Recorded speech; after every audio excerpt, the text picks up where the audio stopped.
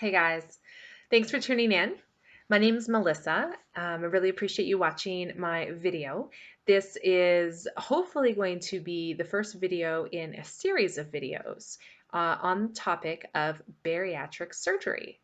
Now, this is going to be specific to me. This is going to be about my experience and my journey on the way to bariatric surgery in Saskatchewan, Canada. Now, obviously, bariatric surgery is available everywhere around the world, and it's also different everywhere in the world. So this is kind of more specific to Saskatchewan. Also, I tend to eat a vegetarian slash vegan diet. So this is also specifically for vegetarians and or vegans who are thinking of or are on their own journey toward bariatric surgery. Now, I tend to talk a lot, so I'm going to do a series of these. So hopefully I don't make you watch for too long, but I do appreciate you tuning in today. Now, I'm going to give you a little bit of background about me. Currently, I am 39 years old. I live in Saskatoon, Saskatchewan, and I'm born and raised here. I have been overweight ever since I can remember. As a child, I had some medical issues.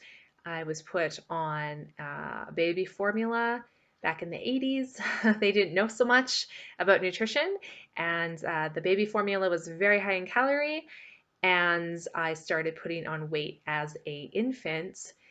And unfortunately, byproduct of having two parents who also had weight issues and being raised in the 80s, the weight just kept going on and on and on and on and on, and it never really came off. It doesn't help matters that I was not an active child for many reasons. So I didn't get the physical activity in, and that didn't help. So yeah, I've always been overweight. Um, it's been a long struggle. Obviously, there wasn't a whole lot that I could do as a youth because I wasn't really educated, with nutrition and weight and that kind of thing. I was the fat girl in school. Back in the 80s, there was one fat girl. That was me. Nowadays, unfortunately, there seems to be way more children who are overweight or obese, so it's more common to see, unfortunately. But back in the 80s, it wasn't as common. So it was me. I was the fat girl, and I was picked on, and I was bullied, and I hated school, and I didn't have any friends, and that made for a very, very, very lonely childhood. I was also an only child, so it's not like I really had any siblings either. Um, but this, I'm just want to give you some background. Like, this is not by any means a pity story. I don't need pity. I don't need sympathy. I'm just giving you the backgrounds of my upbringing and, what all contributed to me being where I am today. So I'm kind of fast forward here. I don't have any photos to show you guys right now. If I do come across any photos though in an upcoming video, I will definitely share those with you so you can get a better visual of what I'm talking about. Because obviously everyone's different, everyone thinks differently. I may say that I was overweight and obese, and I may show you a picture, and some of you may be like, girl, you are not overweight or obese, but you know what I mean? I definitely was. So in a future video, hopefully I'll have some pictures that I can share with you. So anyway, quickly moving on, that was kind of my elementary. To give you an idea of size, when I graduated grade 8, I would have been 12. I'm not sure exactly how much I weighed back then, but I can tell you my dress size was a 22. when I was 12. So I was very big. Um, it was tough. That just kept on in high school. Um, I want to say I was about the same size throughout high school. I want to say. Um, again, didn't really do a whole lot about my weight in high school. Um, I don't think it was until I graduated high school that I actually started thinking that something's got to change and I'm going to have to figure out how to do that. So it was at that point that I started trying different diets, trying different things. Like I did Weight Watchers, I did LA weight loss. Oh my gosh, there were so many. I did the um, like shakes, like the Slim Fast shakes. I did Slim Fast. I did different fad things like the cabbage soup diets. Um, I still didn't really understand calories and that kind of thing, so I was just kind of following these different plans. Um, you know, I tried lots of things. Nothing really worked, or I wasn't really educated enough to understand how to properly use these tools to help with the weights. So yeah, that kind of just didn't happen. Um, I was big. I just kept getting bigger and bigger and bigger. By the time I think it was around 2000, the year 2009, I believe, was when I was tipping the scales at about 282 pounds. And I thought, wow, that's a problem. And I felt like I had tried all the different diets, all the different things out there. I had tried exercising, going to the gym, all that kind of stuff, and it just wasn't working for me. And I was so defeated and tired. And at that time, bariatric surgery in Canada, anyway, was pretty unknown. There really wasn't any place to get it done in Canada that I'm aware of. Um, I heard about it. There was actually a business here who specialized in assisting patients to get bariatric surgery in Mexico. And that's kind of how I first heard about it. Um, and I had gone to one of their little talks or seminars or whatever you want to call it. And they were talking about, the whole thing. And of course, the owner of the business had done it herself. She had pictures of her being very overweight, and she had gone and she was now like super, super skinny. And she was actually like Miss Canada. And it was like a whole thing. And of course, you're just like, oh my gosh, like, wow, if you can do it, this is great. The only bad thing about doing things in Mexico was you had to pay for it. It wasn't like here in Canada where we have healthcare and most things are covered under our healthcare.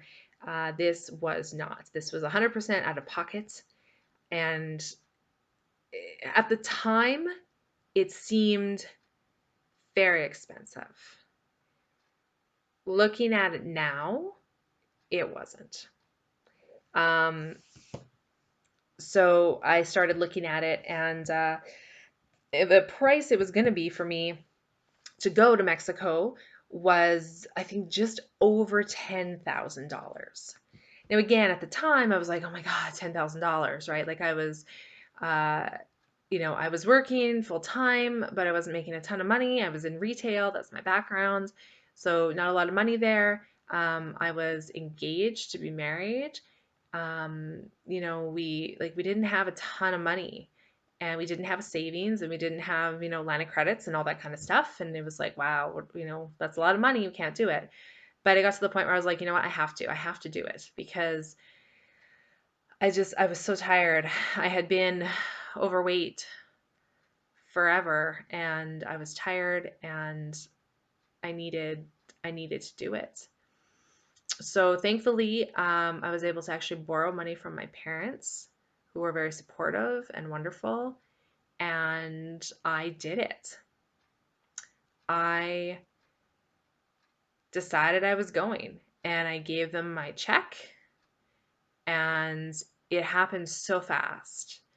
I think by the time I gave them my check, I had a flight within 2 weeks to go get surgery. And it probably would have been a hell of a lot quicker, but you have to go on a liquid diet before the surgery. Um, so yeah, it was kind of like, here's your check. Here, you have to start this liquid diet tomorrow. You have to be on it for 2 weeks. And then you fly out, you get your surgery, you fly home. And the other thing was, I was like, this was 2010. So I would have been 29. And I hadn't really traveled much. And I definitely didn't travel by myself. And I definitely had not been out of Canada. And we're talking about going to Tijuana, Mexico for surgery. So not only had I not traveled much, not traveled by myself, not been out of Canada, but I'm going to a whole other country for surgery by myself where anything could have happened. That was scary. Now, of course, I had the option to take my fiance with me, but he had to work and I wouldn't have asked him to go with me. He would have, but that just it wasn't the right decision for us. And of course, you could also have one of the people that worked at this business, what they called the facilitator, to go with you, to be your companion. But you had to pay for them. So I would have had to pay their flights, their hotels, their food, their whatever. And that was just an additional cost that at the time for me, I could not afford. I couldn't afford that luxury of having a companion with me. Um, so I had to do it alone. And that was really scary. Um, I had decided there's a couple different types of bariatric surgeries available. Um, there's the lap band, which I honestly don't know if it's still used today because I know there was a lot of issues with it. But there was at the time the lap bands. There was the gastric bypass surgery, where they leave your stomach in place and they just basically bypass most of it. And then there was something called the vertical sleeve gastrectomy, where they actually remove 80% of your stomach completely, like it's gone. I had opted for the vertical sleeve gastrectomy because that is what they talked about. That is what they recommended. That is what they stood behind. That's kind of where all the information they were giving us was based on. So I didn't really research the other ones because they were kind of, this is the one. So that's kind of what I did. Now, again, chalk that up to being 29 and being naive and not really knowing what I'm doing. Not saying it was a bad choice. Just, I wish I had researched a little bit more of the different surgeries available to see maybe if one would have been a better fit for me. Now, I can tell some of you right now are like, well, geez, you had the surgery, but you're sitting here and I'm looking at you and you're not thin. You're right. um, so anyway, we'll get to that. So yeah, gave him my money. 2 weeks later, after my liquid diet, flew to Tijuana, Mexico, and I arrived on a Monday, and They had told me my surgery was going to be on the Tuesday. I arrived Monday.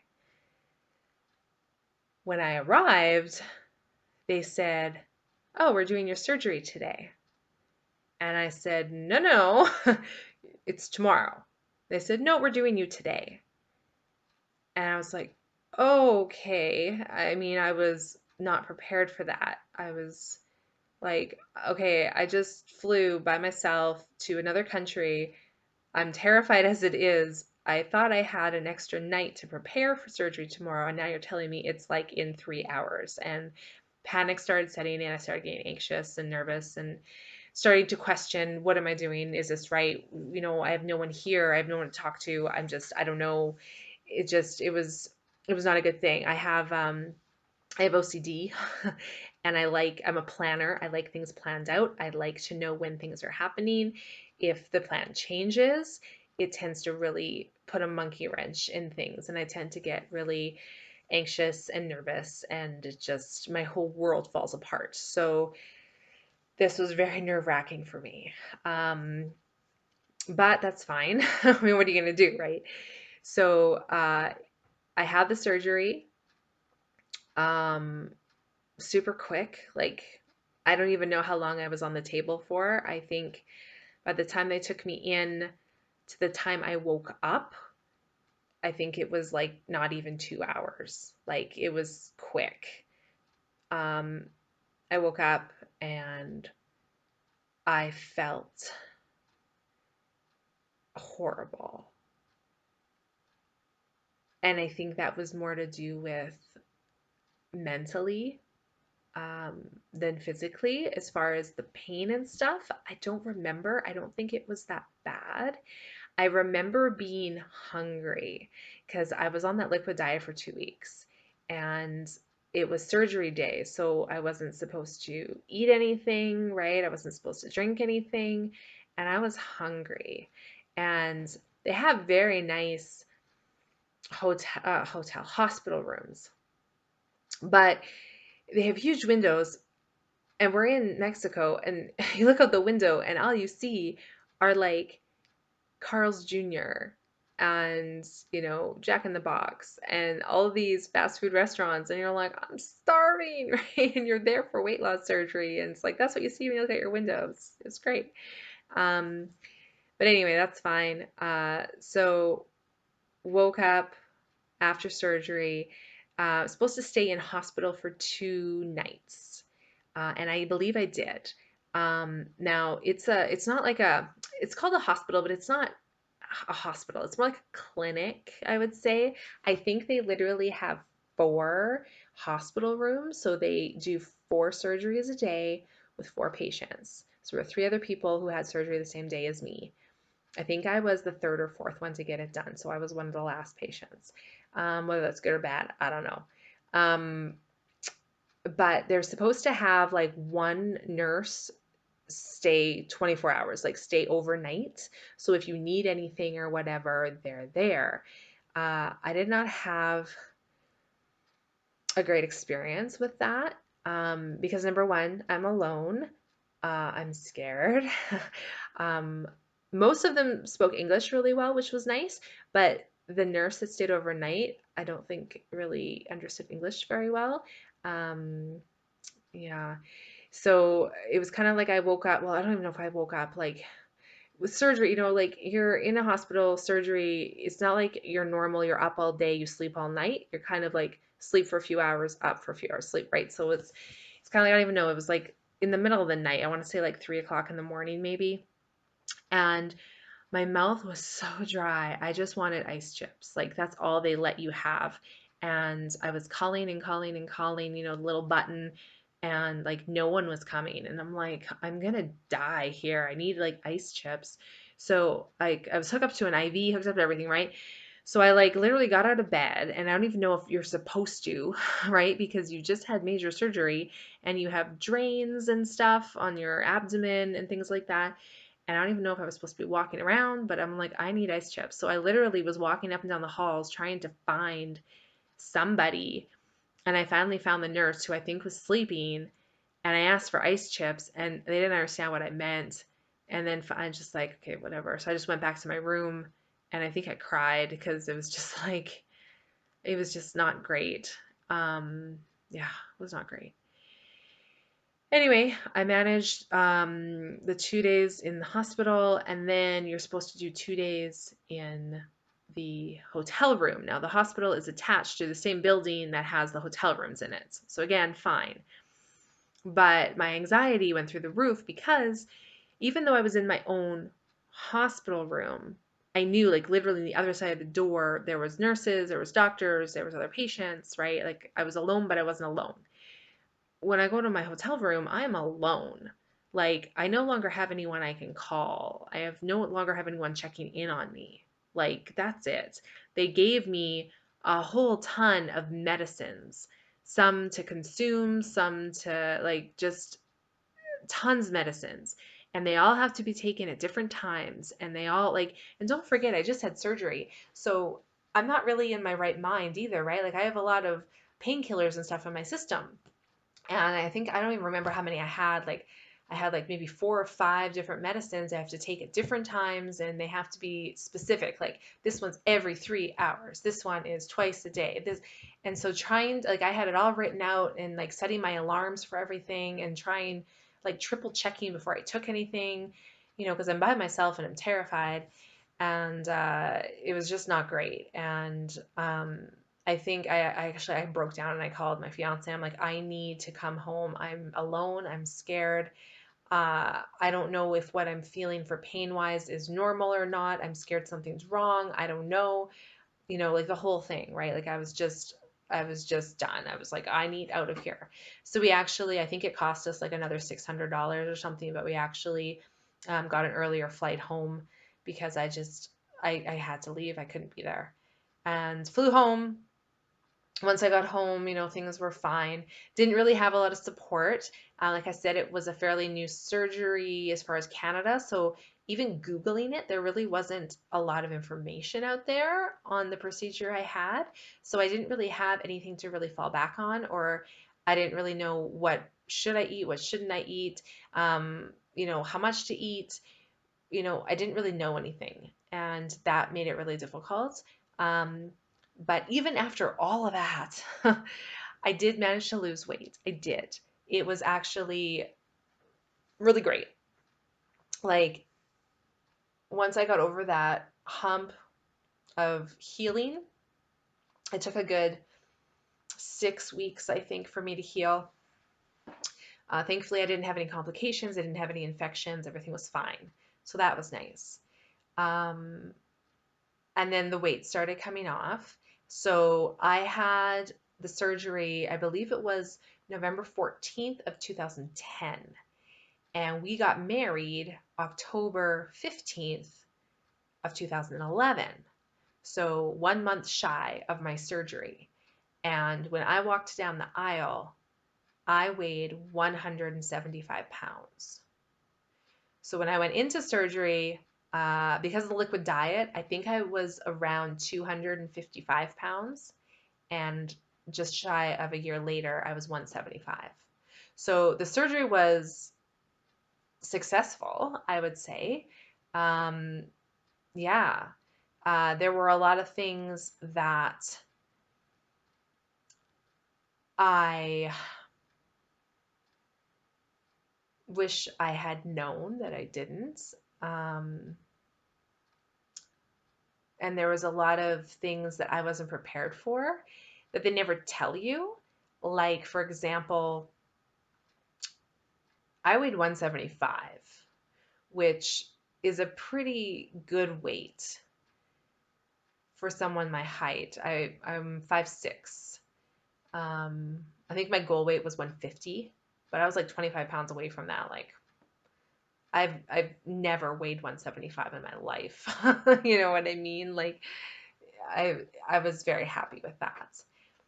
But even though I weighed 175 and even though I was wearing like a size medium clothing, which is average, my mind didn't see that. I think that was the hardest thing for me. At the time, I was still fat. at the time, it didn't matter what people said or what mirror I looked in, I was still fat. And that was the hardest thing. For whatever reason, my mind did not believe it. And I don't know if it's because I had just been fat for so long that my mind was like, nope, you're still fat. Like, but looking back now, like there were pictures, we went to Mexico. I remember I wore a bikini for the first time in my life. And I was so nervous and I was so self-conscious. And I was like, I've never worn a bikini. I'm still fat. I can't wear a bikini. Fat girls can't wear bikinis. And my husband was like, honey, you're not fat. You look gorgeous. Put a bikini on. Let's go to the beach, right? And I did. I was like, you know what? Whatever. We're in Mexico. I don't know these people. Probably never going to see them again. Whatever. Let's just do it. If people laugh at me, make fun of me, well, whatever. I'm used to that. It happens all the time, right? And I wore that bikini. And again, at the time, I still thought I'm fat, but I was getting more and more comfortable with it. I didn't see anyone laughing at me. I didn't see anyone, pointing their fingers or whispering. Um, I was probably really hypersensitive to that, and I didn't notice it. So that was kind of nice. And at the time, though, I was still fat. Now I look back and I see those pictures, me in that bikini, and I'm like, oh my God, I was not fat. So your brain plays tricks on you. It really does. And yeah, like I wish I had realized then that I wasn't fat. But I can't change that now. But anyway, the big question, why am I fat today? That was back in 2011. I maintained that weight, 175. I fluctuated a bit, 175, 180. That's kind of where I fluctuated. I stayed that weight for a long time. January of 2015, I weighed 180. And that was 4 years later. So for 4 years, even though at the time I didn't know it, I was a thin girl for 4 years. My husband and I right after we got married, we started trying to have children. And we were hopeful. That was another reason I had the weight loss surgery to begin with, because when you're overweight or obese, it's harder to conceive and it's even harder to carry your baby to term. So that was a big factor on why I wanted the surgery. And I was hoping by losing that weight, I'd be able to get pregnant and I'd be able to carry my baby to term. And after we got married, we tried and we tried and we kept trying and just was not getting pregnant. And we tried for 3 years to get pregnant. And at 3 years, we looked at each other and we're like, is this even worth trying for anymore? What's going on? And we started going to doctors and we're like, look, it's been 3 years. We can't get pregnant. I don't know. Can we get some testing? Can we figure out what's going on? So they did a bunch of testing, everything looked fine according to them. We were a little concerned because my husband actually, he had been married previous and so had I, but his last marriage, he actually had a vasectomy and he had it reversed so we could get pregnant. So we were like, oh, gee, maybe the reversal wasn't successful. There was a lot of concern with that. But after some testing, everything looked fine for both of us. They couldn't figure like, no, everything looks good. It should be working.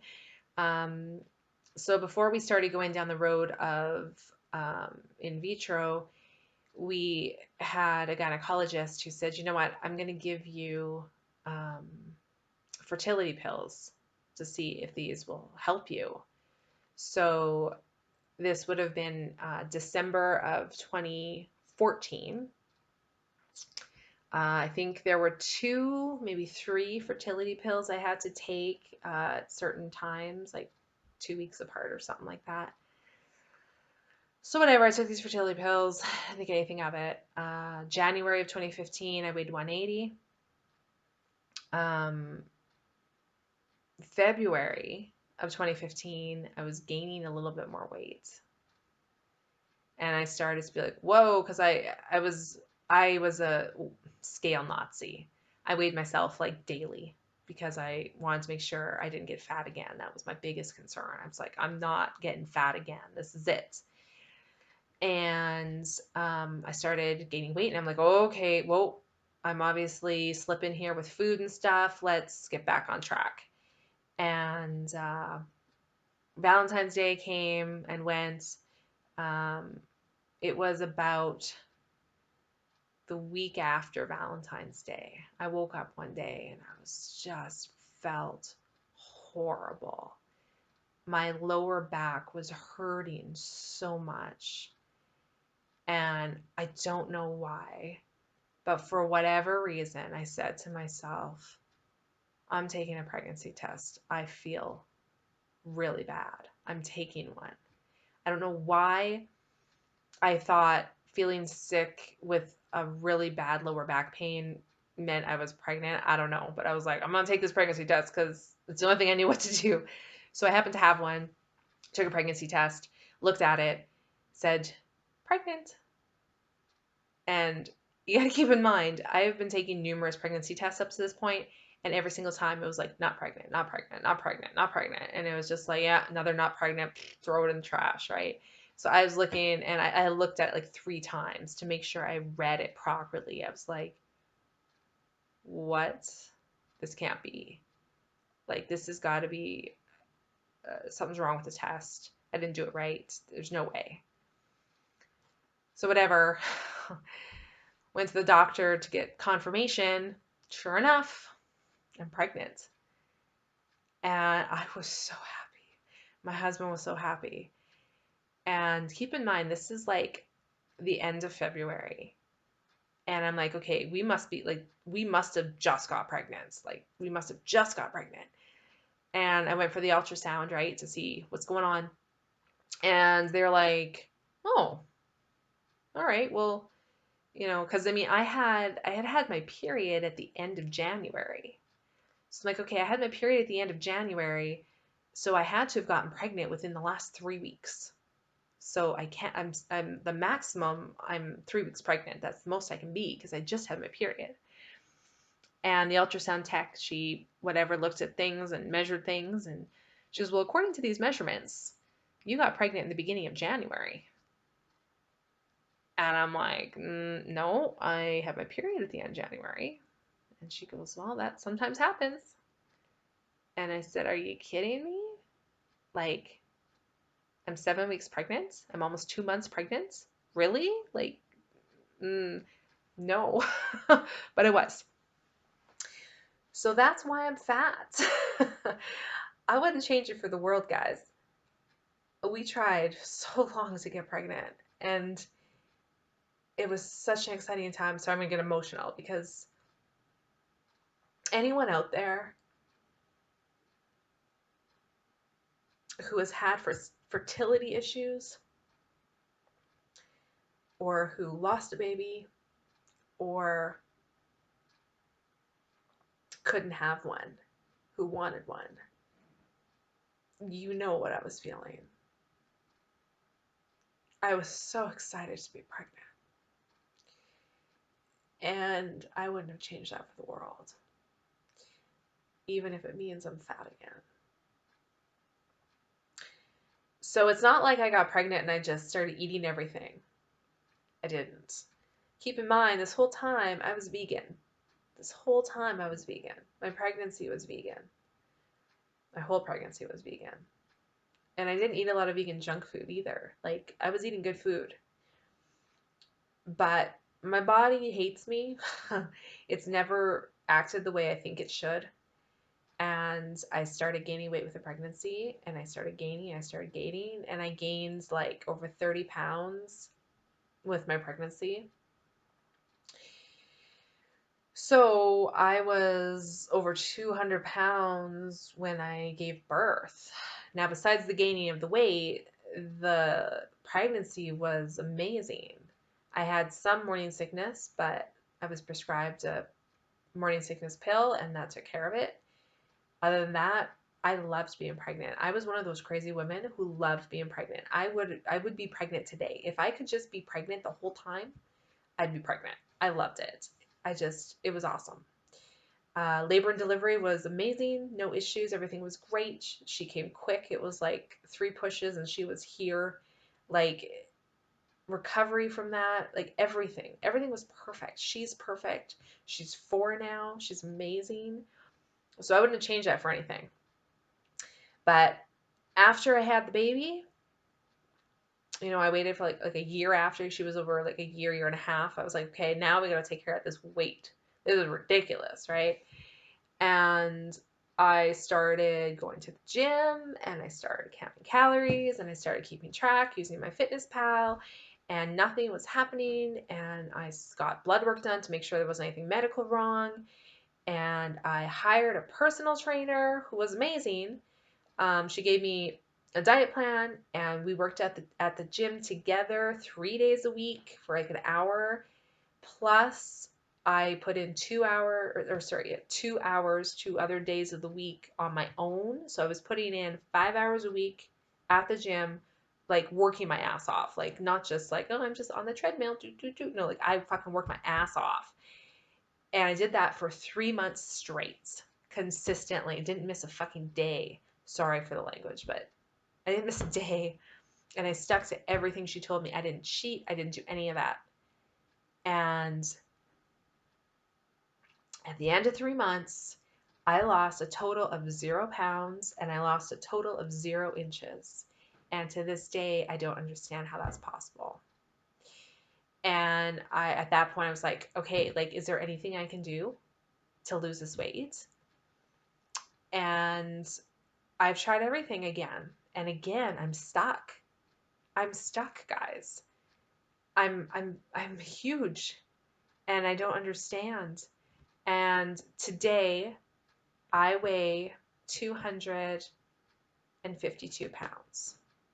I weigh almost the exact same weight that I weighed the first time I had bariatric surgery. It's so depressing.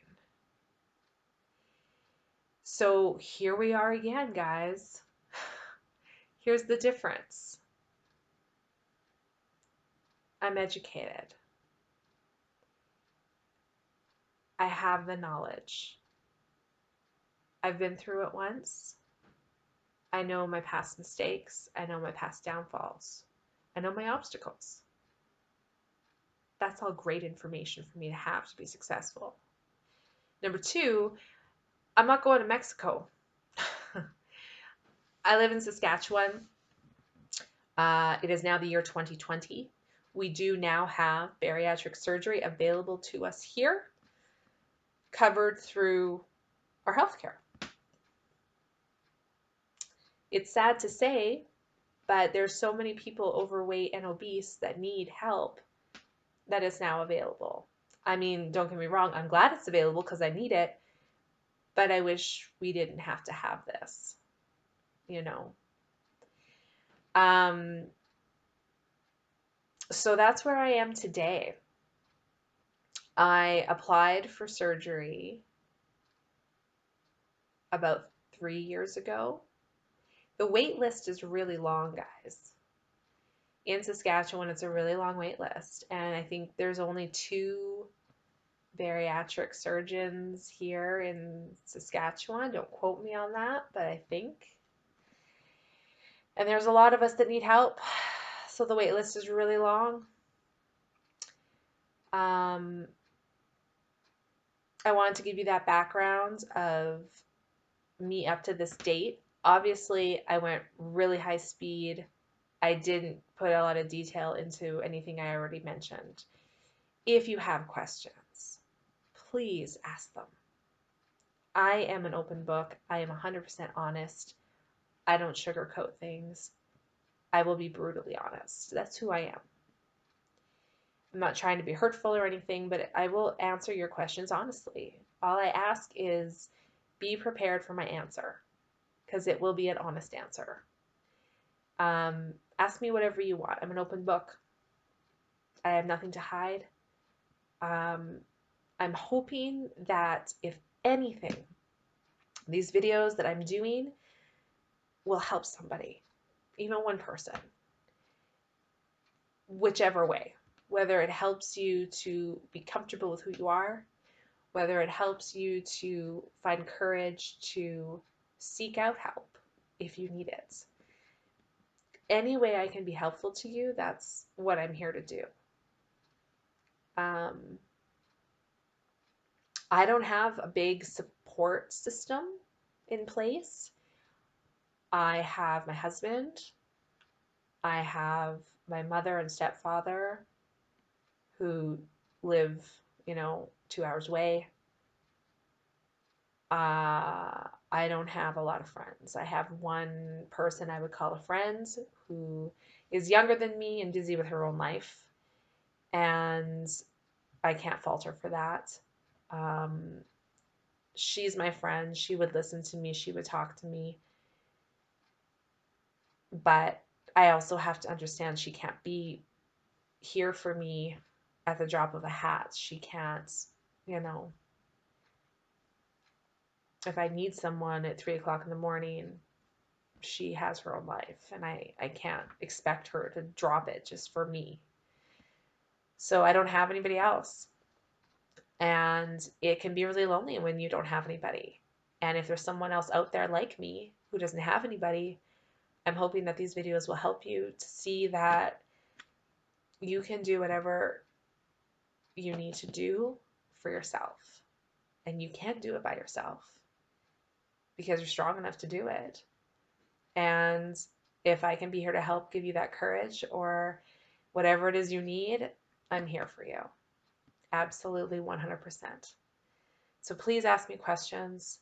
I'm going to be doing another video. I'm not sure exactly when, but I'm going to be doing a whole series of them to take you step by step through my process here with bariatric surgery in Saskatchewan.